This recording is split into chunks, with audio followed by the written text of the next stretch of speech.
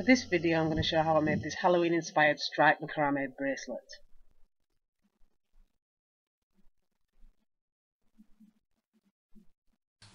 So to get started you want to find the centre of your cords.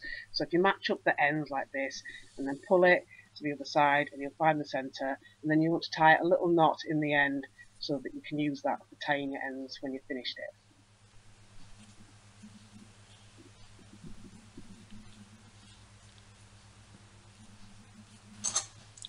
Next you want to take your board and you want to attach the end that you've knotted to one side of the board.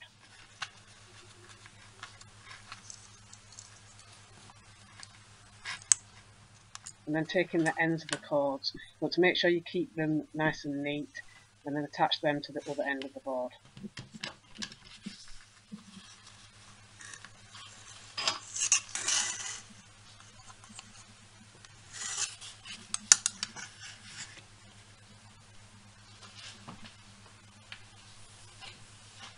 So next you take your first colour and you want to repeat the step that you used for the holding cords and just match the ends up and then find the centre.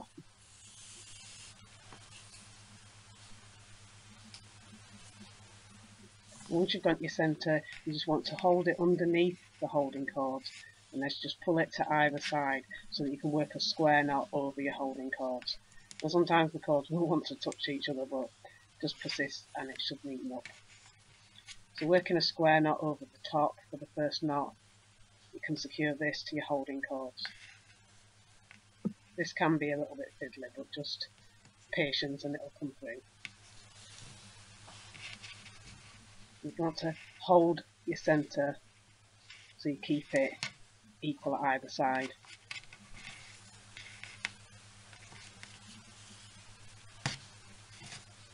So working underneath for the second knot, you've completed your first square knot. And once that's complete and tightened up, you can just move it up to the top of the bracelet.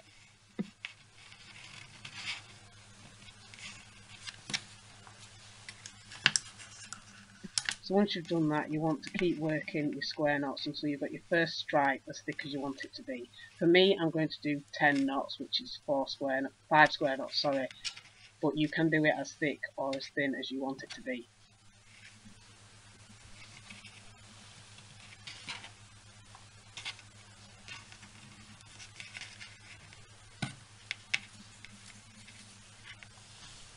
So once you've completed your first set, what you want to do is take your next colour and just once again repeat the steps that you did for your holding cord and your first colour. Just match the ends and then find the centre.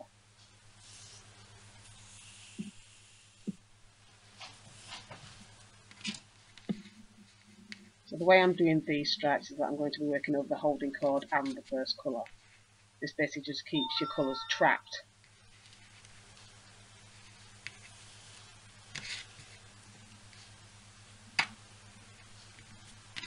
And once you've done your first knot, you can tighten up your first colour so that it won't show when you're knotting over the top of it. And once you've done that, you can put that clipped at the end the same way as your holding cord.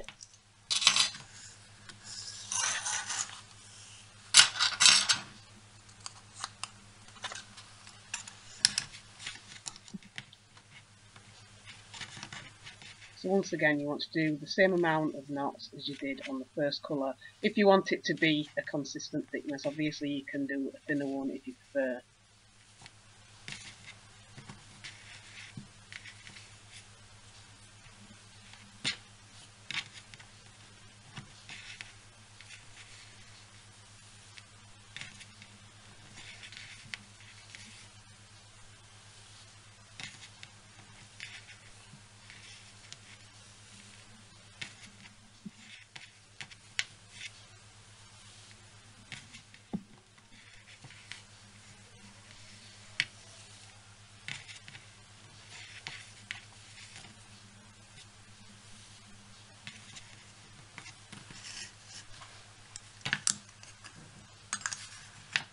So once you've completed both your colours, what you want to do is take your next colour and do your next segment of stripes with that.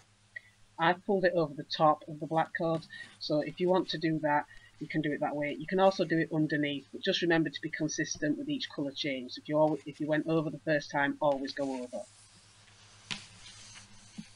And once you've done that, you can put your first colour, or sorry, your second colour as your holding cord. And then once again, you're just doing square knots, and you can go underneath or you can go over the top, but whichever you do as your first one, try to remember to do that consistently all the way through.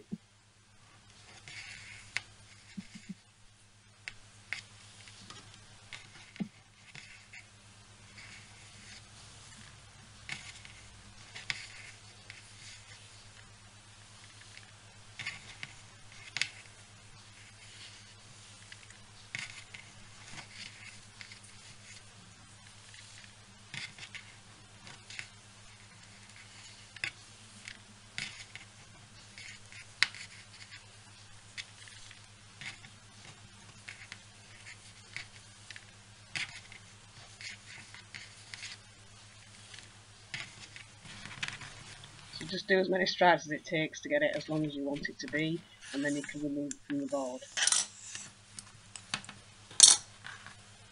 And I always like to do a knot at the end just to tighten it up, but you don't have to do that if you don't want to do it. It depends on how you want to fasten it. This one I'm just going to do a knot. Make sure you keep it at the end of your series of square knots, and then if you want you can remove the colours. But remember to keep 2 cords for tying on.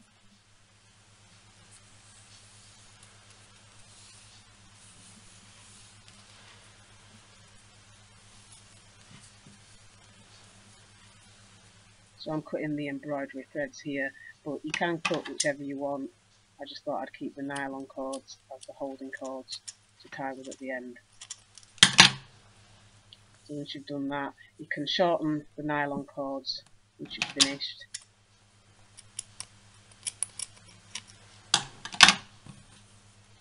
So then all you want to do is just tie the bracelet on. You can, if you want, use a lighter at the end, that's optional, just to seal the ends because they can sometimes fray depending on which kind of material you're using.